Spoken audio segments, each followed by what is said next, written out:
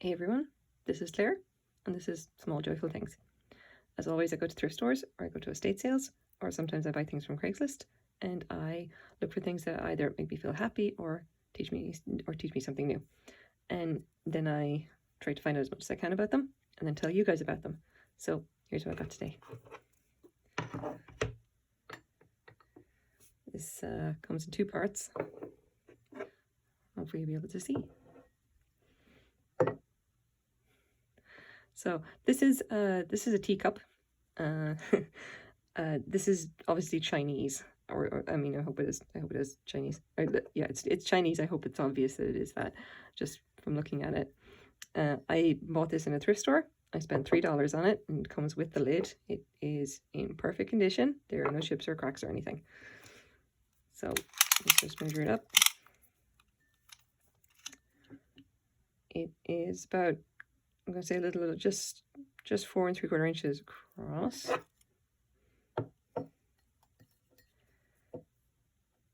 And like 3.5 inches high without the lid. Can I measure it with the lid?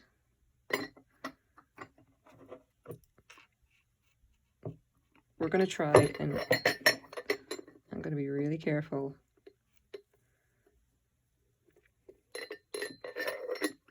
Okay, stay.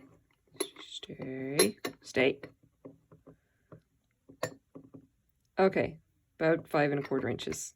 Oh, okay. Go back. Right. All right. Okay, so let's get a better look at this. I'm going to put the lid down for a second so you guys can see this. Ooh, scary. I do love the dragons on it. It's like a whole row of them there. It's like two kind of looking back at the one in the middle. And they have this lovely repeating pattern across the top. And then all the floral accents and just the different, the flowers and everything is just really, really pretty. And the pattern of waves down the bottom. This is actually kind of similar to the one that I saw on the reproduction of the Long Kong cup that was in one of my earlier videos, that there was like kind of impressionist clouds above and impressionist waves below and then dragons in the middle. So if you take a look at the lid, obviously there's a little hole, you know, because you want your steam to come out, and then same dragons repeated. And the same pattern again. On the inside we don't have, there's just a little bit of wear. And on the base, here we go, there's our mark, made in China, 09. Okay, so basically what have we actually got here? So when I saw this in the thrift store, there's basically two things I said. The first was like, oh cool, that's Jingdezhen, or probably reproduction. I picked it up and looked at it and thought, oh, it is actually vintage. It's vintage Jingdezhen pottery. And I saw the mark and I was like, I have seen that before. I've seen that in Gotheborg. I know exactly what that is. So if we take a look here. Come on, iPad. Here are our marks. Gotheborg is kind of my go-to reference for basically anything to do with Chinese or Japanese ceramics, just because there's an incredible archive of the different marks that you can actually look at. Obviously, I don't speak Japanese or Chinese, and I kind of have to, you know, rely on any kind of sources I can find in order to figure out what something means or what it could be. So here's what the marks actually are. Songho, if I'm pronouncing that right, and I'm probably not. Jingdezhen, made in China. But that's basically what it means. Songho is in China, and then Jingdezhen, obviously that's the, you know, is made in the Jingdezhen area. So this mark of good quality with the factory numbers or letters is no longer used. It's certainly is currently in use on export porcelain today. I prefer to date these marks just as modern and unlikely to be much older than the 1980s. The first mark listed here is a mug dated to 1983, which confirms the time frame as the last quarter of the 20th century. And yeah, that's about right. I remember seeing those marks, and I remember seeing the factory numbers. So what this little cup is made in China, and it's probably the 1980s, because again it says 09 here, and there's a few, you can see, if I just put that down, there is a 09 here, another lidded teacup that says in 1970, but that's a different style. I kind of get the feeling that this is later, and it seems to be in decent condition. So I'm going to say like very early 1980s. based on what I'm reading here and like just from the look of this one.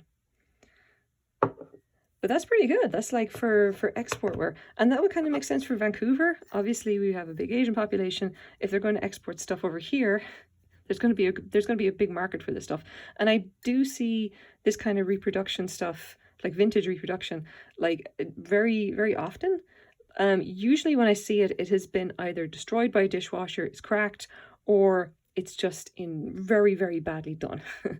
Like I've seen a few pieces that are just like, they don't look like anything, like the dragons look ridiculous, or they're all messed up, or like it was obviously someone just kind of slapped it together.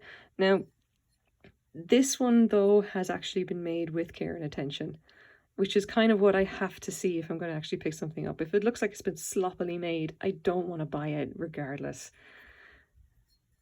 But you can see here, everything, like the actual like proper care has been taken to, even though the line work here, as far as I can tell, has been actually printed, and then the enamel is painted in.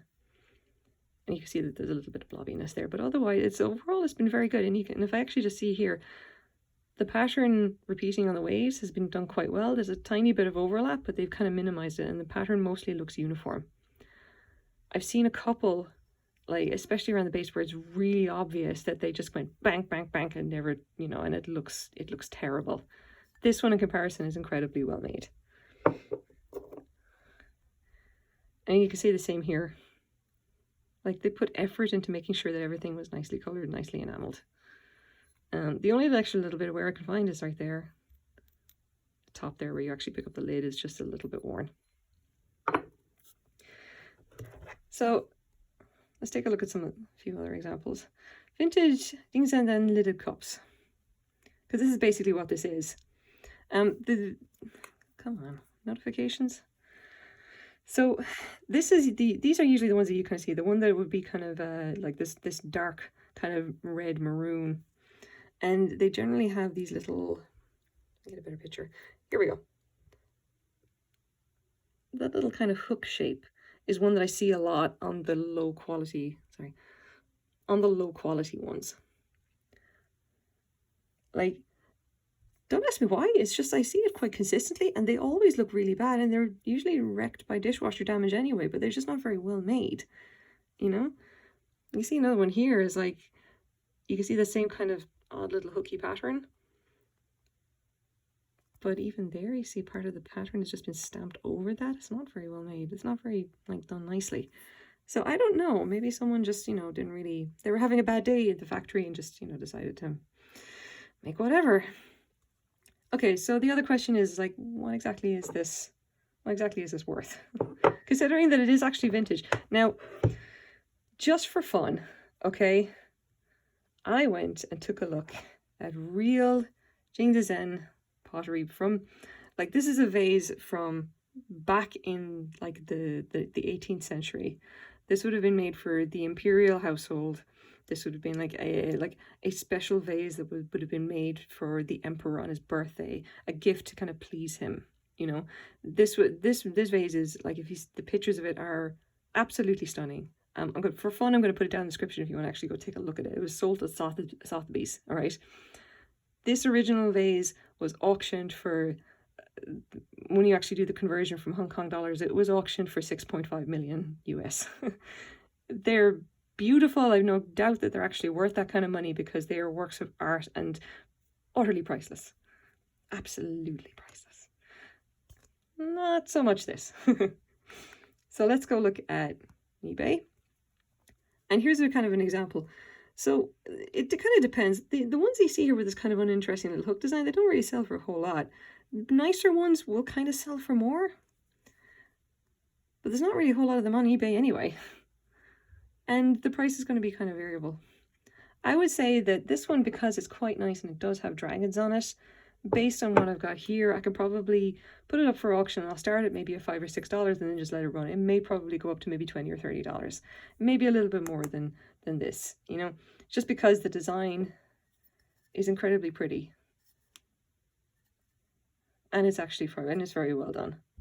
I'm very glad that I found it just so I can actually just show it to you guys, because this is a prime example of kind of the interesting kind of like Asian things that you can find around Vancouver. Like, you're far more likely to see stuff like this in Vancouver than I think any other like city in North America. So I'll just put that up there. There we go. So this is my small joyful thing for the day. Thanks for watching, guys, and I hope you enjoyed it. Bye bye.